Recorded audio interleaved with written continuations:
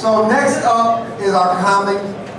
She was born and raised in Cleveland, Ohio, and she loved it before it was cool. Please welcome to the stage Ms. Lisa Ryan.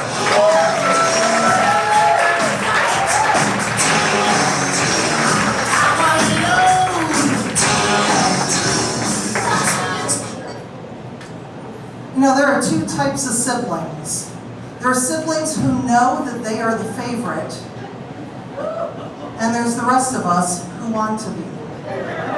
This can lead to some serious sibling rivalry when it comes to that competition. In my family, I'm the oldest of 4. Now, coming from a good Catholic family here in Cleveland, I could have been the oldest of 14. But my parents stopped at baby number 4 because they finally got the child they really wanted. The bouncing baby boy. Yeah, he came into the world, and that's when the World Series of sibling rivalry began.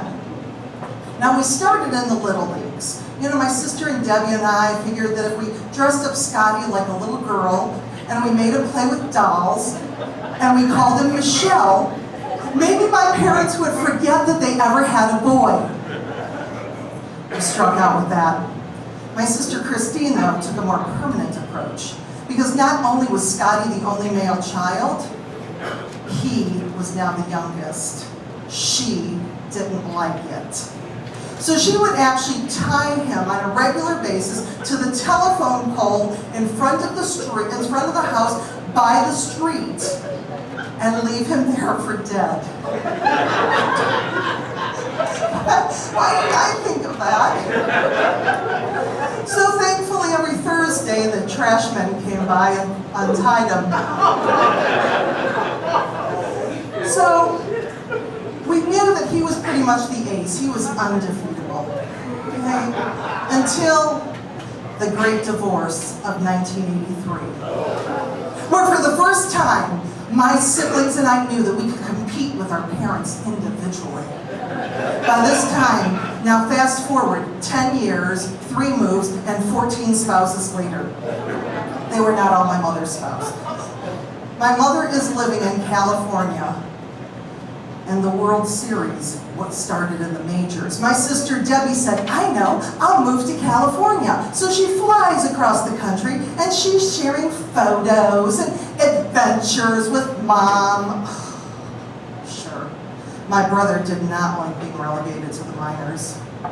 So he decided that he was going to start producing magnets, little magnets called grandchildren. And these little magnets were powerful enough that they could suck my mother out of the state of California and deposit her in Atlanta, Georgia.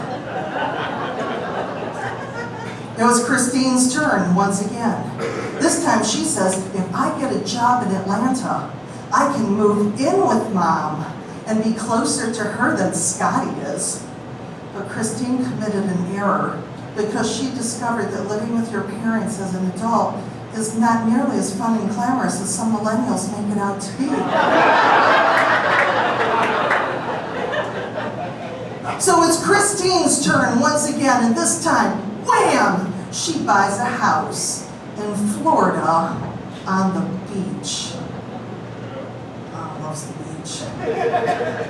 So Debbie finally is down for the count, and she tries one more time. You know what?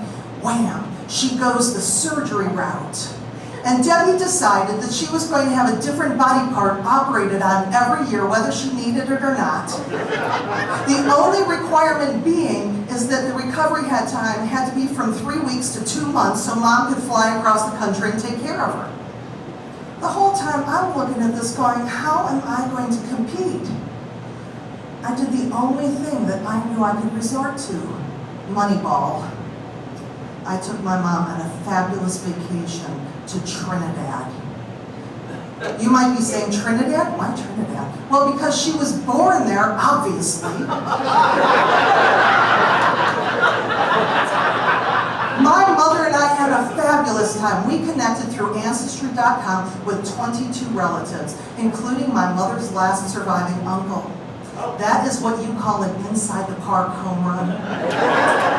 But my brother was not done yet. He had his own version of dirty Moneyball. He sent my mother and his mother-in-law on a cruise. I'm feeling like it's the bottom of the ninth. It's the World Series. Bases are loaded. The score is tied.